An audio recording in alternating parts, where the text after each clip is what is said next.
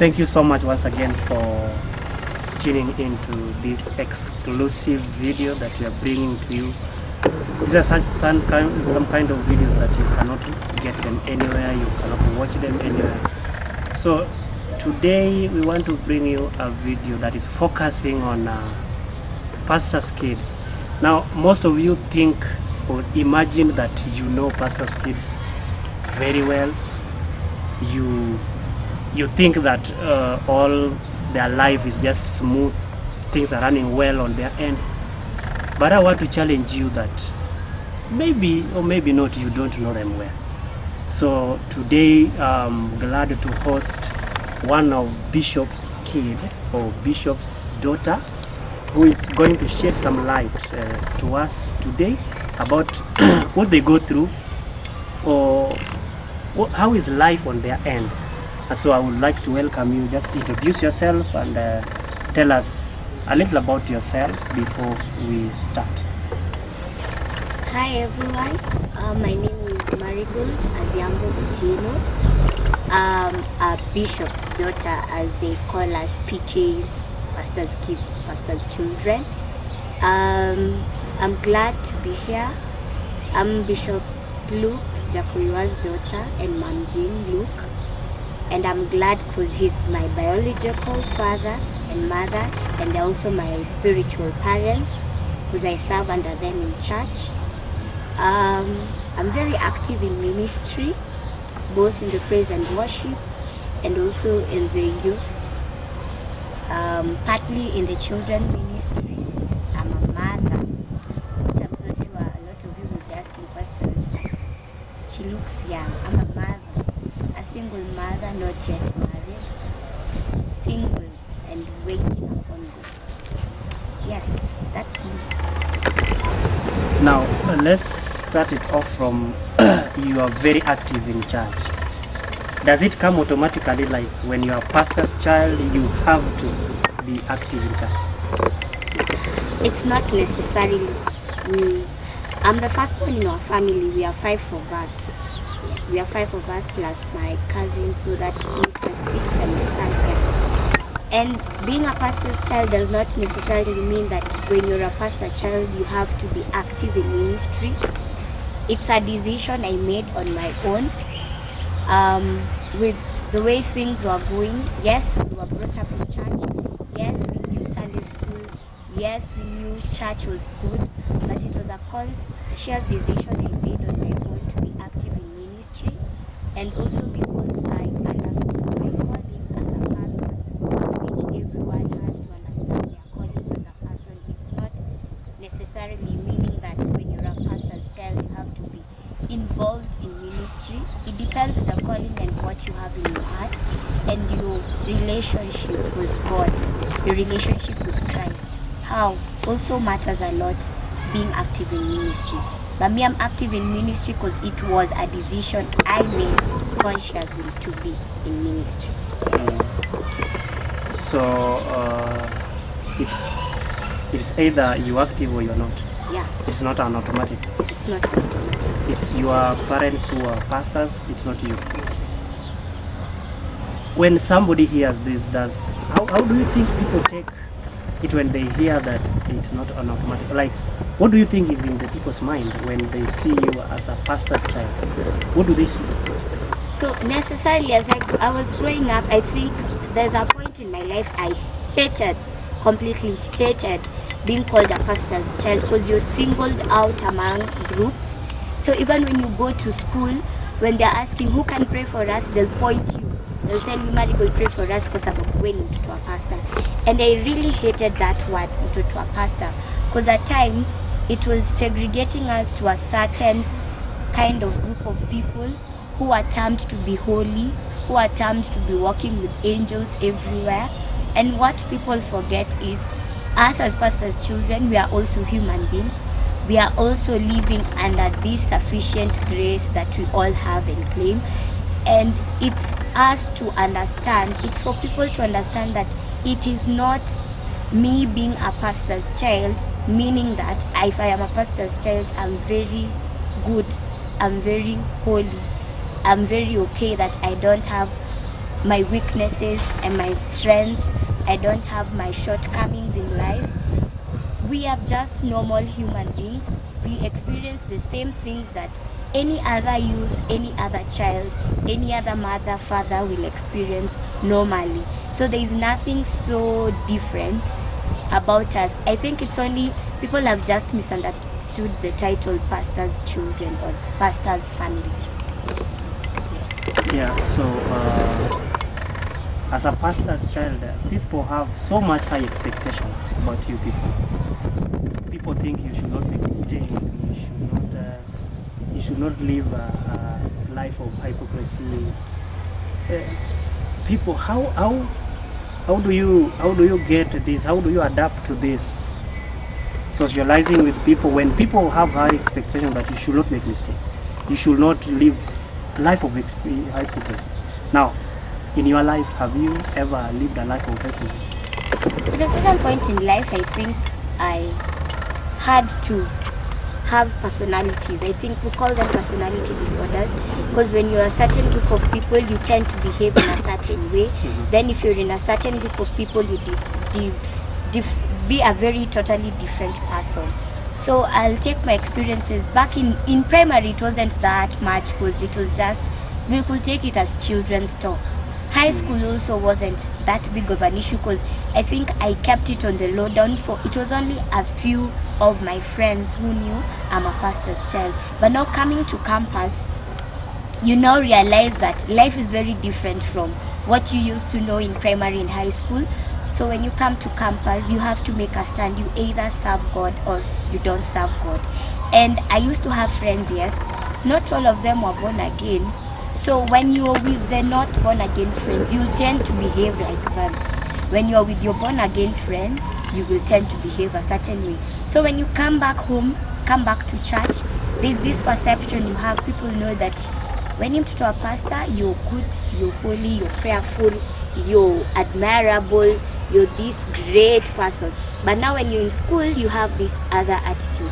You don't want even people to know when you, yani history ya mtoto wa pastor ikitoka, you tend to cover it up so that you live your life without having these pressures of, if I walk in town, someone when sees me, someone or walking with a boy, they'll be like, nasi ule ni mtoto wa pastor na anatembea na wavulana. So such things make most of the children pastor live a very hypocritical life, because you don't know your stand where you are or what you want to do, because a lot of things is expected in you. The way you relate with boys or men out here, your expectations for marriage, people think they are higher than normal expectations for young people.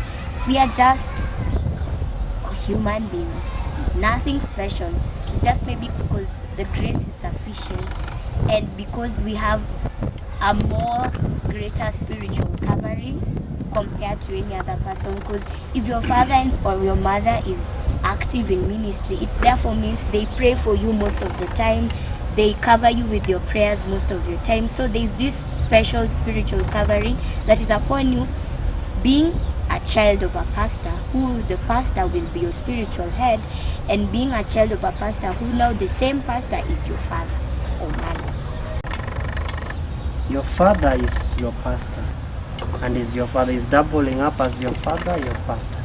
How do you balance him as a father and as a pastor? Now with time, it used to be very difficult to understand him as a father and also as a pastor, because at times when I was growing up, we didn't know the difference of a pastor and the importance of a pastor in your life. So at times he would make decrees in our lives as a pastor, and you will take it as your father, not knowing that there's a special blessing that comes from your pastor, and there's a special blessing that comes from your father. So at some point, it used to make us not even, especially me, it used to make me at times, even when he preaches in the pulpit, I wouldn't take it as Pastor or Bishop Luke preaching, I will take it as my dad preaching. And I later discovered that it's messing me up, because now the blessing that I could get from him being the bishop and the pastor of our church I was not getting that blessing. But yes, I was getting my fatherly blessing, him being the dad. So I think now it was now clear when now mom started making it clear that when dad comes home, he is your father, and when he's in church doing ministry, he is your father. So we now started changing perspective. So when you're in church, we look at him as the bishop of the church. So when he says something, we are not taking it as that's my father speaking or that's my mother speaking. We take it as that's my spiritual head speaking over me. And now I started taking even keen interest when now he was declaring things upon my life. I was not now taking it as my father declaring things upon me, but now my pastor having the pastorly blessing to me. When he comes home, he'll give me his blessings, but now his blessings as a father over my life. So we have to differentiate, and most thing I think this is now a battle with also most pastors' children, because at times when they see their parents preaching, they're like, that's my father, that's my mother preaching, so there's no much big difference. But we should understand this, the pastoral blessing that comes from our parents, and there's also the fatherly, motherly blessings that comes from them, because the Bible is very clear when we say that we should respect authority. And him being the pastor of the church, it means he's the spiritual head over the church. So if you as the child don't respect the spiritual head, it means all these other people who are also looking at you will tend to also not take keen interest in him as the spiritual head. So it's very important for pastors' children to understand that when the parents speak as a spiritual head over them, it means they entirely take it as the spiritual head, but not the father. When he's back home, he'll be your father. And I'm so sure even as they preach, they don't forget that they are fathers and mothers of children out there. Mm-hmm. So it's for us to find a balance between the pastoral work and fatherly. Let's take it a little bit back a little bit. We are going well, but now you you introduced yourself as a single mother. I want you to tell us about being a single mother, being a pastor's daughter, and if I'm wrong, you are the firstborn of the pastor, and your mother. How did this come along, and how did it affect the ministry of your father? Because these are some of the things that pastors' daughters, some of the things they go through that they don't have platform where to share them, to encourage somebody else who is also going through the same thing. So how did this come along, and how did it affect your father's ministry, and how did it pick up again? And what can you, out of the whole scenario that you went through, what can you say about, or what can you encourage somebody who is going through it, or somebody who might fall a prey of the same? Now, it's very interesting. One thing that people don't really get is the Bible in Ephesians is very clear when it says we are not fighting against flesh and blood, but against principalities, powers, rulers. Now, principalities, powers, and rulers, it's not a war that is fought with people. It's a war that happens in the spiritual realm. And for me, I think I will say, which I later came to understand as years were going by, after getting pregnant, and I realized it was me who created a loophole for the devil now to use me, because it's always this way, it works this way. The enemy comes in very different forms, and the Bible is clear that the enemy is looking for someone to devour. He's like a roaring lion looking for someone to devour. So if he finds someone and falls prey to it, he takes the opportunity very well. And during that time, my parents were very active in ministry, and they were praying so much. So I think the devil tried my father, didn't get a chance, tried my mother, didn't get a chance, and now he knew where to hit home hard. So me being the firstborn, and since when you're a firstborn, your parents have a lot of expectations from you. you're my firstborn, you'll be the best, you do this, you're the one who's going to make my name go further and all that. And when I discovered I was pregnant, I always tell people I gave the enter into my life. It's not that I'm calling the person who made me pregnant the devil, but I let the devil use me as an agent to destroy my father's ministry. And when I discovered I was pregnant, at first I kept it as a secret. The only person who knew was me and my sister. And we kept it till a certain point in life when I think around July, that was in 2012, around June, July, when my dad was doing his master's in Daystar University. And I discovered that yes, my tummy is now growing and it's starting to show, so people will start asking questions. But previously when people used to ask questions, I used to deviate the question. I used to laugh. It says, it's because I have a big body, I'm growing fat, I'm just at home, there's nothing. So for me, I was like, it's just growing fat, it's normal. So yeah. So when I now started noticing that I'm growing and truly my tummy was growing, I talked to my sister and we had pre-planned for going to a clinic to do an abortion. That was when I was already around 6 to 7 months pregnant. And we went to the hospital, we did all the arrangements, so we were to come back the following day. So because I had to go back home and pack a few stuff, then come to hospital the following morning. So in the following morning, my sister left for work. I remained at home, and thank God my grandmother was there, my late grandmother, and she rest in peace. So she was at home because she was coming for her son's graduation, and my mom. So we were there seated in the house, and I get a phone call from my dad. I'm like, oh, okay. So when I answered the phone and the name he called me, because there's a home name my dad calls me. So when he called me that, I immediately knew that my father knew I was pregnant. And there's one thing that up to date I'm grateful for my father telling me.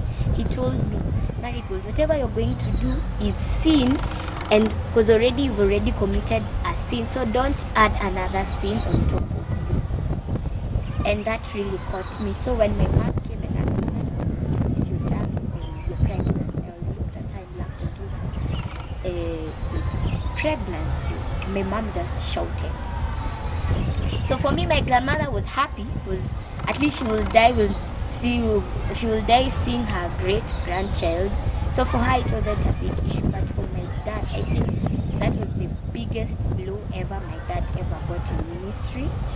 It made him resign ministry work for I think a whole year, and that for me was the longest year ever, because now we couldn't live in the same house. I went to stay with my auntie in South B, who I thank God so much because she helped me during that process, and it wasn't so hard. In as much I wasn't on speaking terms with my father especially, it helped me because at least now I had a place where I could heal, I could collect myself and tell myself, yes, this is a mistake that has happened, but now I should not let my mistake define me. And it also gave my dad time to heal, and I think the healing process was good.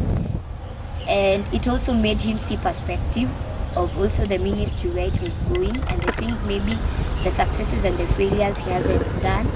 But what I'm glad to this day is my parents never hid the fact that I was pregnant. Because I've heard of stories where pastors' children, the same parents who are in ministry, have hidden the children's faults to a point it has cost them their ministry. But what I'm glad today is that my father did not compromise his integrity in ministry work. He upheld his ministry, his integrity as a person, his integrity as a father, his integrity as a pastor, and most especially a senior pastor. And also for me, it made me uphold my integrity, because if you are pregnant and you don't say, it will now start as rumors in church. Do you know Nani's pregnant? So I went at the pulpit, which people up to date tell me I think I was crazy that day. But when my dad called me, yes, I went to the pulpit and said I'm pregnant and I'm asking for forgiveness both before God, before man, before myself and everything. And yeah, it was a very funny scenario because people are crying in church. So at times you're wondering, hey, nah, in church because they're not the ones who are pregnant. It's me, because if it's pain, I think it's my parents who are feeling the pain, not them. So okay, it wasn't clearly what people are thinking at that point, but I'm glad because it even stopped the rumors from people going and spreading rumors. And I went and stayed with my aunt till I gave birth to a very, very handsome boy. And I'm glad during that process because it made me even connect to God more. I prayed more. I sought his face more. And I prayed and dedicated my child to God. And I even told God, I'm not just going to name my child any name, but I'll name my child according to the name he will give me. So even the names my son has, it was a name that came to me in a dream.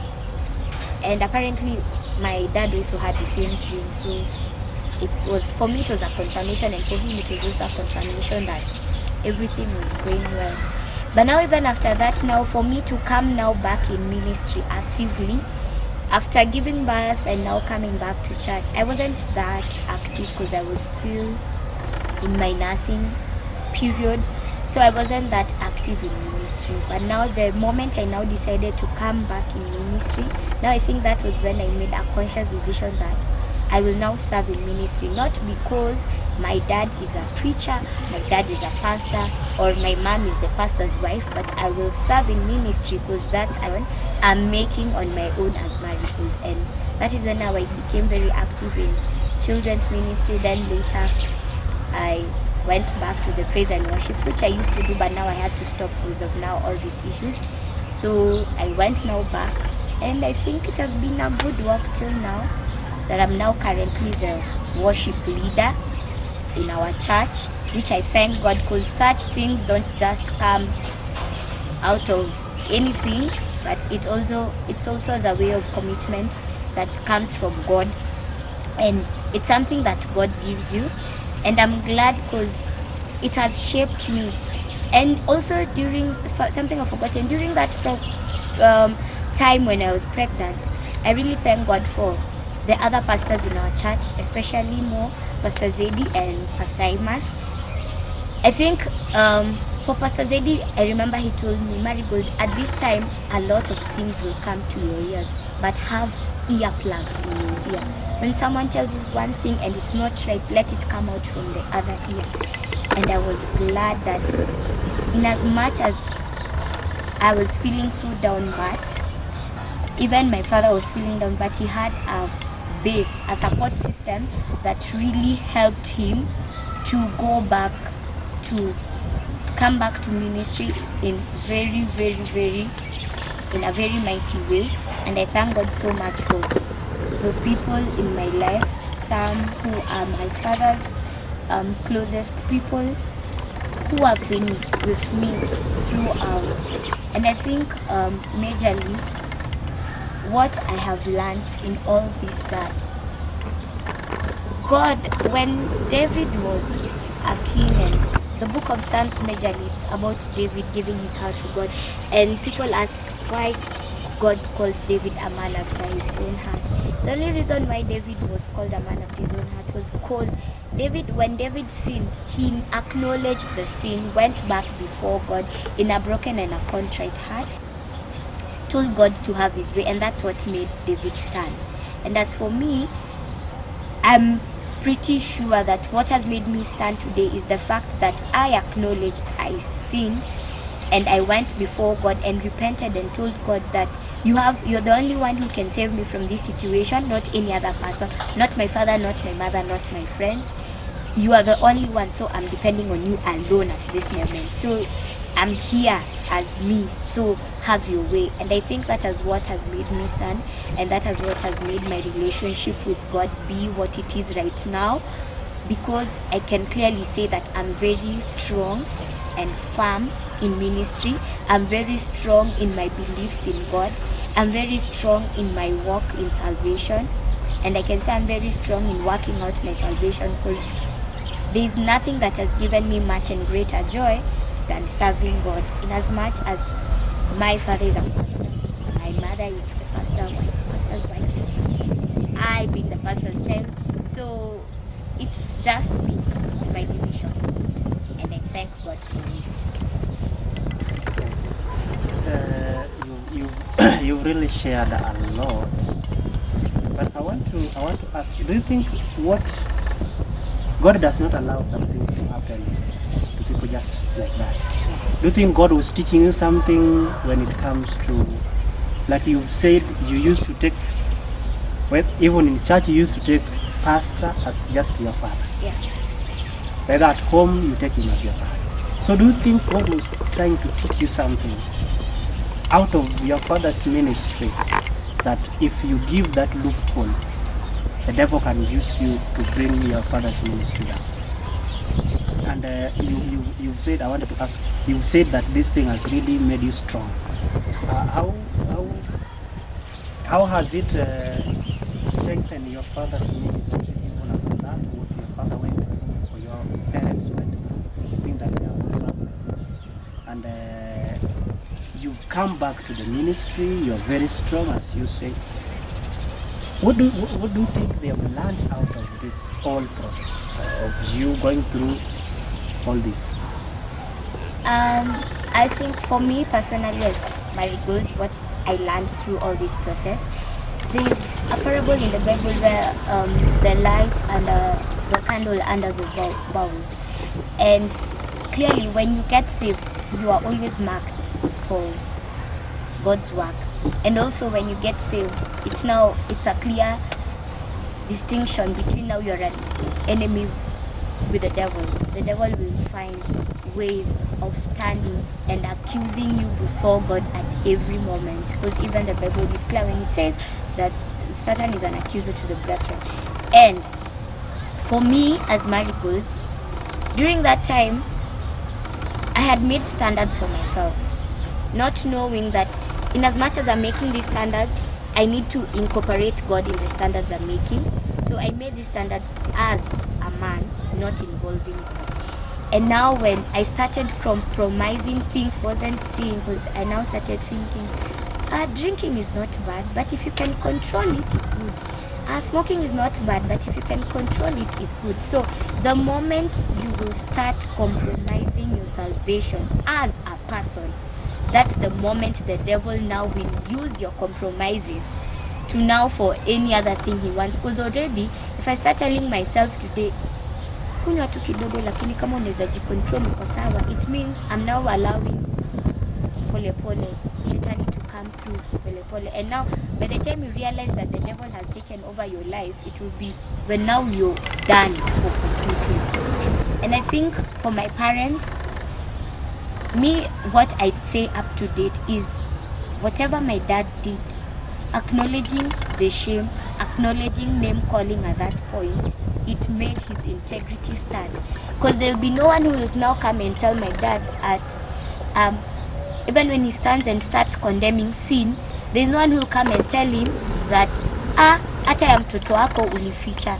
He has now a right to talk about sin, because if he couldn't hide his own flesh and blood sin, then any other person automatically he will condemn it, because now he has a right to condemn it and he has basis to condemn it also.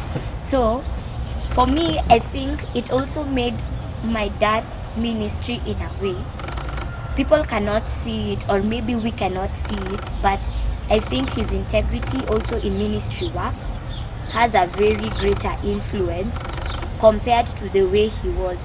Because at some point they say some things happen in life, though some things we orchestrate them ourselves, but at times the things you go through in life make you and shape you to whoever you are right now. Because now I know I can give advice to other young single parents like me, but I'm not advocating for singlehood parenting. I'm not advocating for singlehood parenting because it's so hard and it's very tough.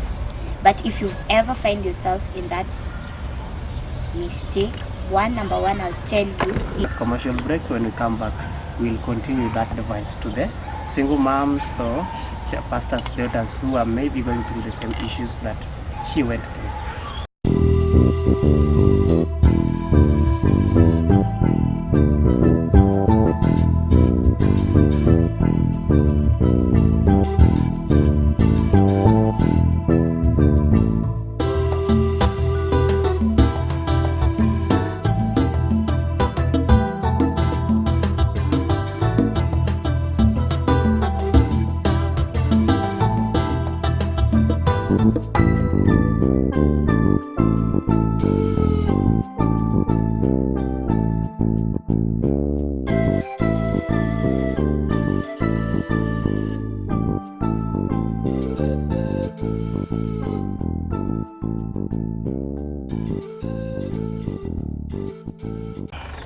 Welcome back.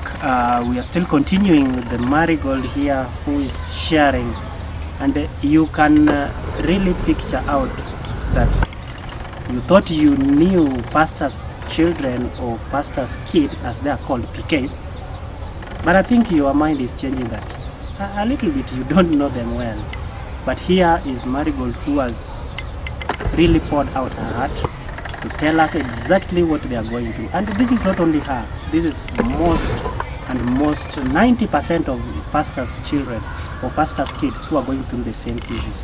And so, Marigold, you spoke that you are talking about the advice that you want to give to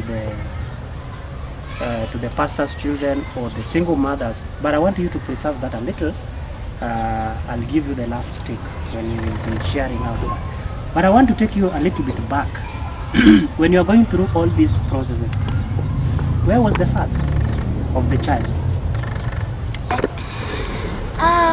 I clearly can't tell where the father of the child is, and I think I won't even dwell so much on that issue, because when I told him and there was no response that I got, so I left it at that.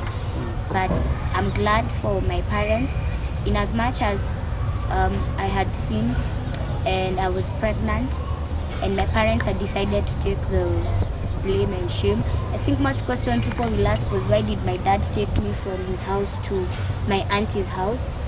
And I'll say, for me, I found it was a wise decision because of the healing process, and not having to dwell on the issue all the time. Because when you do something and the person who's aggravated sees the person who aggravated him all the time, hiyo kuna bado ile hasira yuko lea ndani. So for me, being taken to my auntie was a decision we all made as a family, and also for the healing process to take through. And I'm glad my dad has been there, my mom has been there, emotionally, physically, financially. And to now, most people who know my dad and who know my son, they are the best of friends.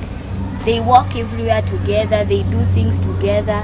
My son has to go with my dad. I think all the time he's in holiday, he has to go with my dad to church and everything. So they're best of friends.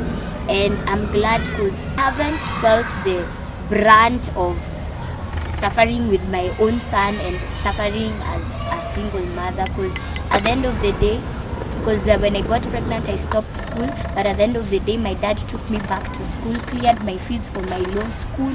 I did my law school, got my law degree. I went to KSL, he was still paying my fees and still supporting my son and still supporting my other siblings. And I've done my KSL. Currently I'm now just waiting upon admission and God's grace to be able to finish the exams that I haven't finished and to be admitted as an advocate.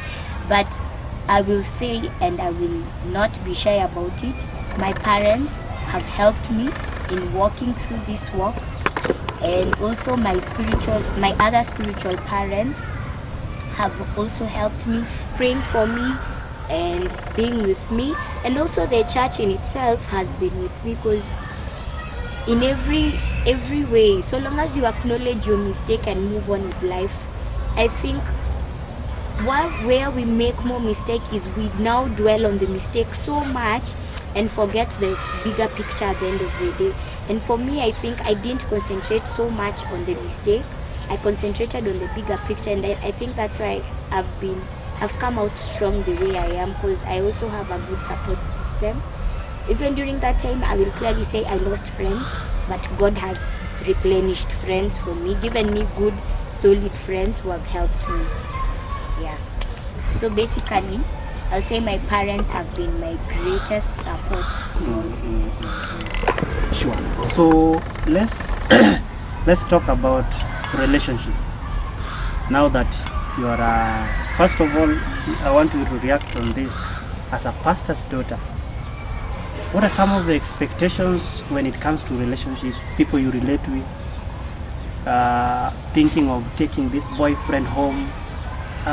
Is there some things you look at like how can I take this before a pastor? With we started by the mindset that people have.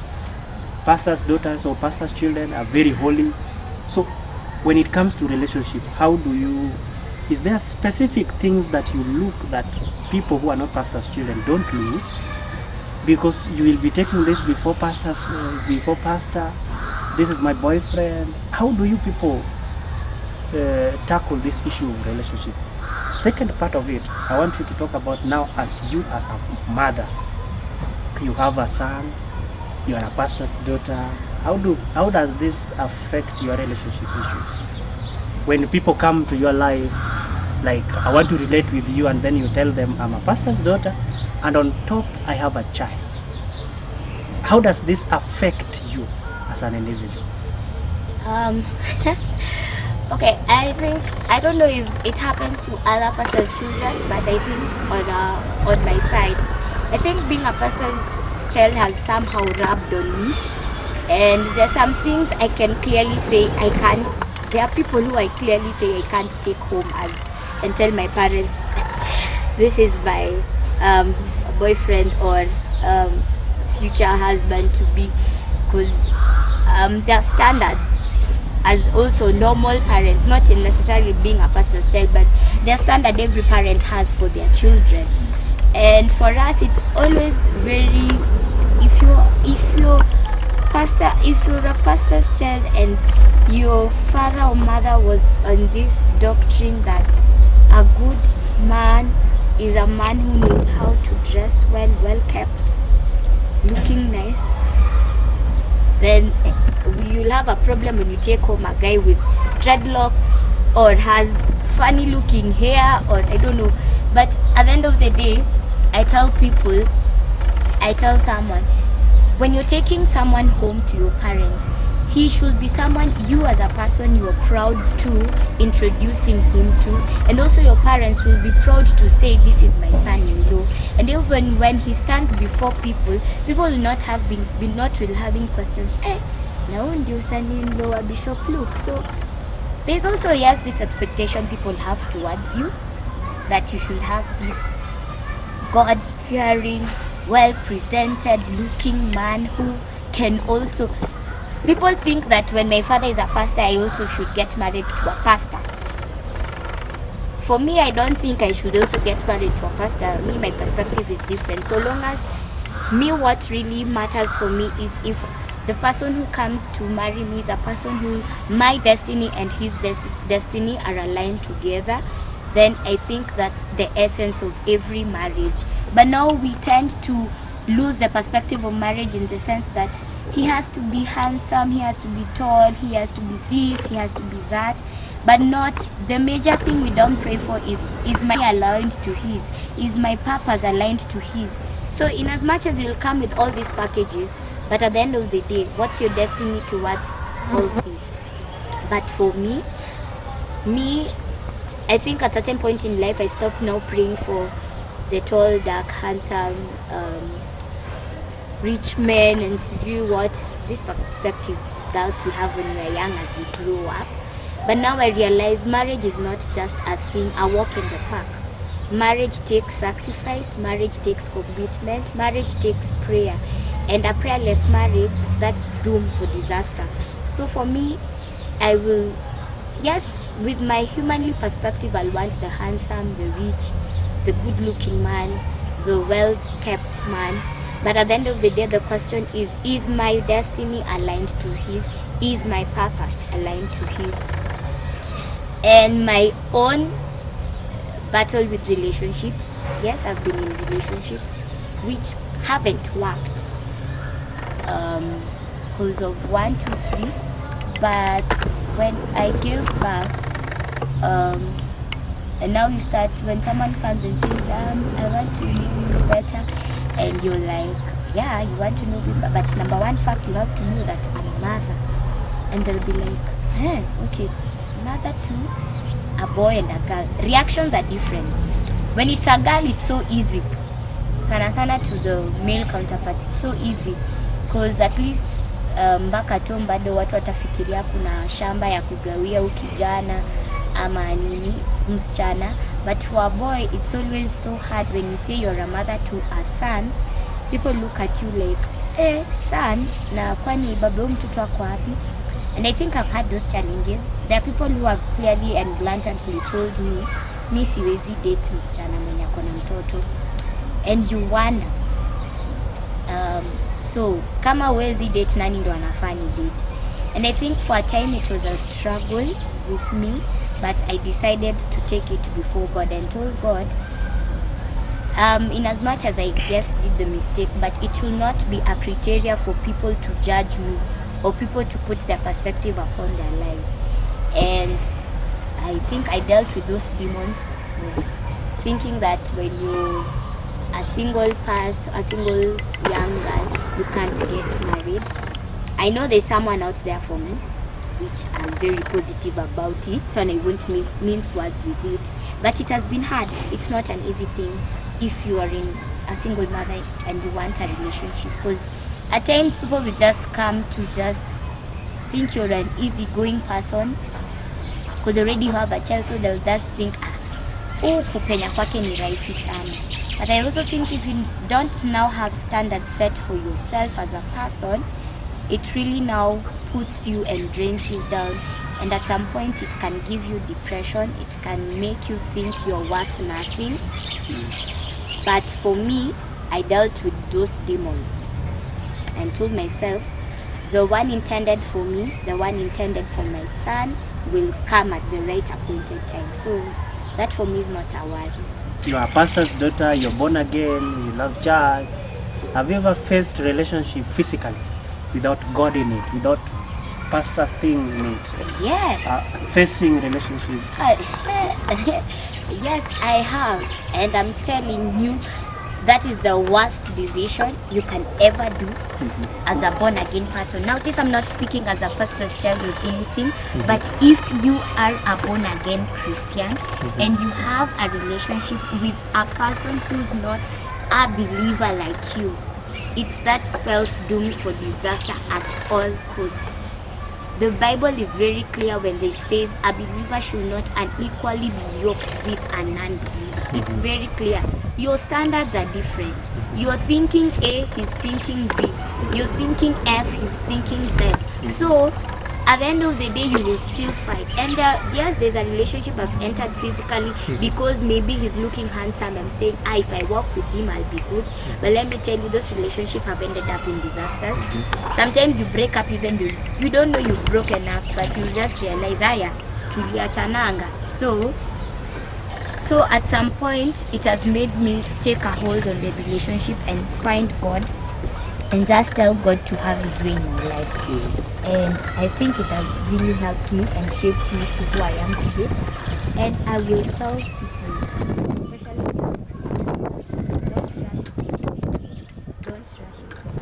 Other relationships are to take you away from your God-intended destiny, because when the devil sees that you're very active, and clearly people don't understand things because people don't take time to understand the spiritual matters, but when your destiny is bright, the devil will always find a way of destroying it. He will use relationship as a distraction. He will use friends as a distraction. So you have to be very sharp. You have to be very clear. You have to know who you're serving at the end of the day. Any regret when it comes to relationship? I know according to what you've shared, that the child issue could have brought some regret. But let's leave that child issue aside. After that, any regret?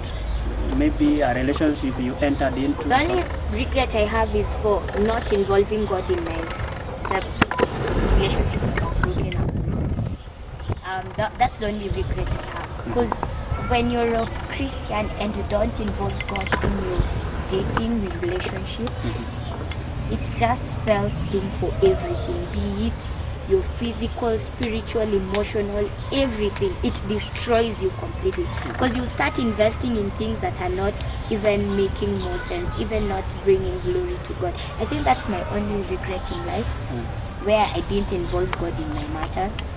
But now the best achievement is not involving God in my previous matters has made me realize of the importance of having God in every issue of my life.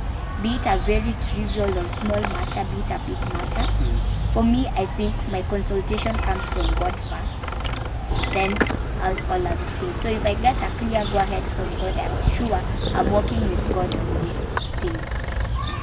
Have you forgiven him?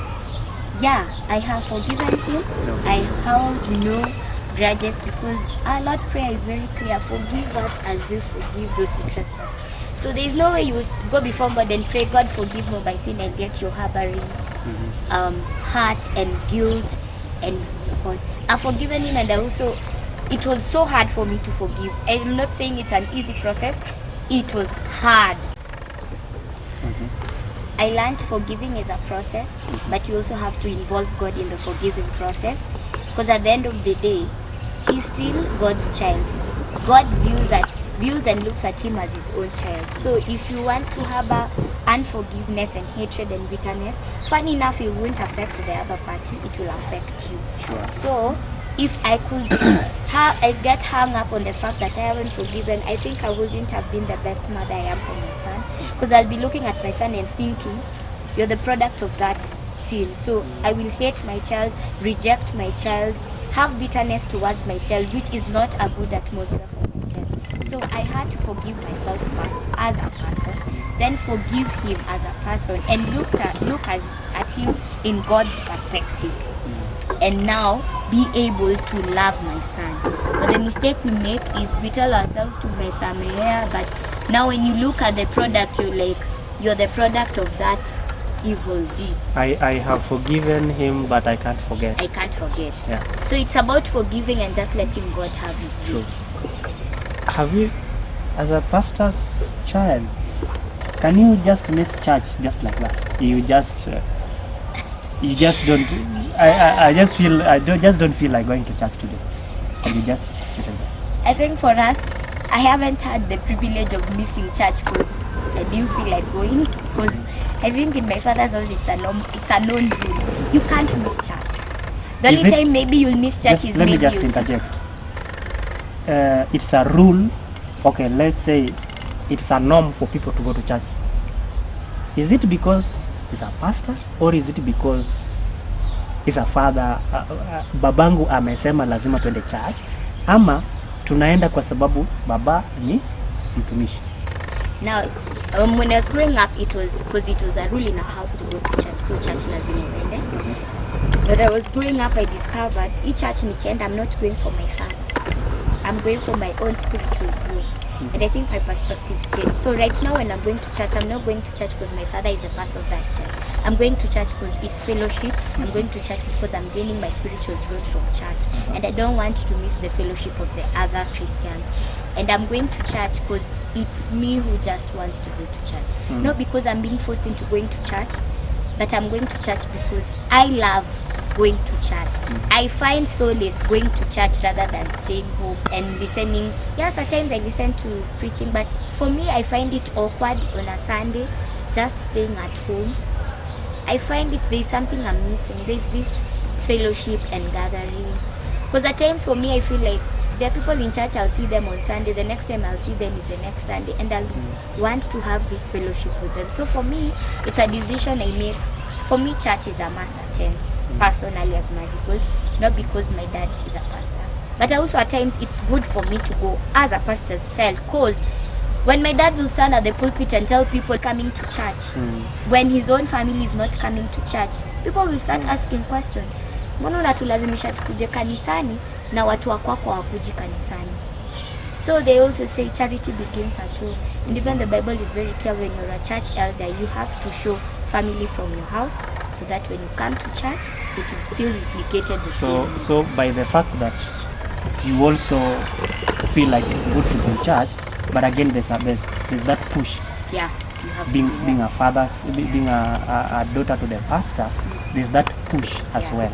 Yes. That you just have to be in church. Yeah, to support your father's ministry. Because if you are not there, which basis will your father have of standing there at the pulpit and telling people, why did you not come to church this Sunday?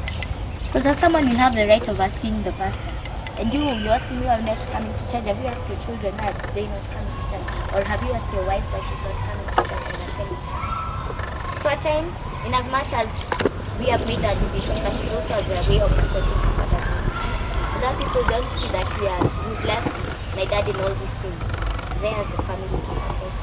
Even when other people don't come, at least he has his family and his soul. Because he's also a human being. There's a saying that error is a human being, or mistakes are for people.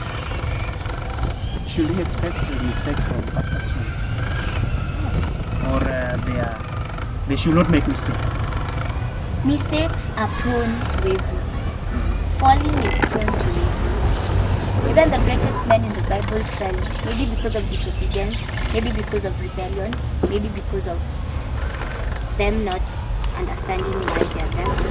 But for everyone who has put his expectation that a pastor's child is the holy angel Gabriel, I'm sorry to disappoint you at now and tell you, pastor's children are human beings. And if the pastor's child hasn't made a conscious decision on his own to stand in ministry, then he's prone for any other thing that comes his way. If he's not supporting his parents' ministry, he's prone for anything. It's now for them to accept that pastors' children are just normal children. They are prone to mistake anytime. They are prone to depression. They are prone to falling into temptations. They are prone into engaging in sex at young ages. But at the end of the day, it should not be a castigating point and throwing away pastors' children and telling them, nyinyi expectations zetu kwenu ni mnafaa mkue hivi na hivi na hivi. And for me, with what I've learned and also the experiences I've learned from my friends who are pastors' children is segregate pastors' children. The more they'll find love outside. So they'll think this is the norm and embrace it. But now when you tell them, yes, it's at times you fall, but you still come back, they'll feel this is home and this is where I need to be. But now we put them on a certain level that's where you find most pastors' children have personality disorders. When they're in church, they're one thing. When they're outside, they're totally different people. So mistakes is okay, that you learn from it. Now, we are taking the last bit of this interview, and she has said a lot about what are going through inside these buildings that you are seeing, more so the houses of our pastors or bishops. So I think I'm very sure that this video is changing your mentality, how you viewed pastors' children, or how you viewed pastors' daughters. But now the last take, I want my guest here, Marigold, will be sharing that encouragement message, that advice message that is going to reach outside there, that is going to change some lives. Somebody might have been going through the same process or the same issue, the same task, the same problem, or the same mantle that she went through or that she accomplished some few years ago. And she's here to share. She has shared out, and now she wants to give the encouragement, the advice of how to go through it. And then finally she will talk to us something that we need to know about pastors' children. Something that you think is this way, or is it sugar-coated? That is a very big question that we want her to tell us today. Something that people need to know about pastors' children, or something that is happening in pastors' houses that we need to change our mind, because it's all about mentality. We think that they are living holy life, but maybe not, or maybe yes. She's here and she's going to take that last take about that. So my advice first to me being a girl, a young lady, is keep yourself till the right time comes. Don't compromise yourself at any cost for anything at any time. My advice as a single parent is when you've done that mistake and now you're raising your son or your daughter, raise your son in an environment, or your daughter in an environment that is filled with love, that is filled with joy. Make him understand that he's not a product of that sin, but he's a product of a good destiny that will come out of it. And I wouldn't advise for any young girl to be a single mother. It's one of the hardest things to do in life. It's one of the tiring things to do in life. And don't ever be a single mother. Have your child or your children at the right time. And as a pastor's child, as a bishop's daughter, I want to say that it takes the grace and the mercy of God to be children, pastor's children, and it's not because we are any perfect from any person or we are any good from any person. It's just because it was our divine intended purpose. God intended us to be pastor's children. God intended us to be bishop's children. And it's not because we decided to be. In as much as we say it's our father's calling or our parents' calling, but at the end of the day, we as pastor's children need to support our parents in a very positive way in the ministries they are doing, and not engaging in other things that will bring it will lower down the integrity of our parents as pastors, because a lot of people are looking at them, a lot of people are looking at us. So we need to be very supportive of our parents' ministry, of the things they are doing that are creating change in the community. So we need to support them, whether it will be active in ministry or on the sidelines, but at least let people see that you're supporting your father's or your mother's ministry. I think that is where the mentality will clear of there's a perception of pastors' children to be holy or not. The other thing I want to say is what you don't know that happens in our parents' houses or in the houses we live in is one thing you have to be and one thing I want you to make you to know today is we are not fighting against flesh and blood, but against principalities, powers, and rulers. And if you don't know, parents, our pastors' houses are attacked on a very daily basis, spiritually. And if once the devil finds a loophole in a pastor's house, he will automatically use it, because he intends to destroy the ministry. He intends to destroy the basis of the church. So you people out there, if you have pastors, love your pastors with all the love. Love their families, love their children. Pray for them. Most of us don't pray for our pastors thinking that wanajiombea, but at times they have too much to do that they don't have time to pray even for their families. But what I'll urge you is, what you don't know, when you don't pray for your pastors, when you don't love them, you're making them prone to the devil. So love them and pray for them so much, so that their walk in Christ will not be unraveled. Amen.